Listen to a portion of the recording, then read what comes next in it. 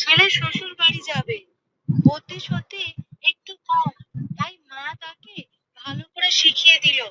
বলল, তোর শ্বশুরের অসুখ, তাই তাকে গিয়ে জিজ্ঞেস করবি কেমন আছেন। উনি হয়তো বলবেন ভালো, তখন বলবি এইটাই তো আমাদের কাম্য।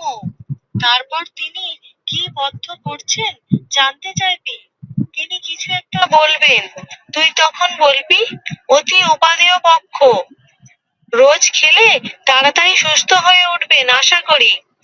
তারপর জিজ্ঞেস করবি কোন ডাক্তার তার চিকিৎসা করছেন। ডাক্তারের নাম শুনে বলতে পারবি তো দারুণ ডাক্তার, খুব তাড়াতাড়ি ভালো হয়ে যাবেন। আর সব সময় হাসি হাসি মুখ করে থাকবি, কেমন? মা ন্যাওটা ছেলে ঘাড় নেড়ে বেরিয়ে পড়ল। শ্বশুর মশাই রোগের জ্বালায় বিছানায় শুয়ে ছটফট করছেন।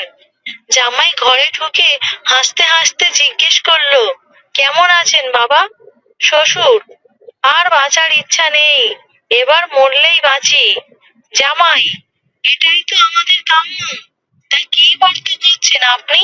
শ্বশুর চটে গিয়ে বলল, ঘোড়ার ডিম।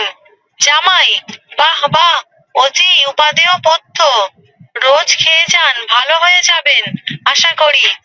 আবার হাসতে হাসতে, তা কোন ডাক্তারকে দেখাচ্ছেন? শ্বশুর আরো চটে গিয়ে বলল, জম। জামাই, খুব ভালো ডাক্তার, বেশ নামকরা ডাক্তার, আপনি কিছুদিনের মধ্যেই ঠিক হয়ে উঠবেন।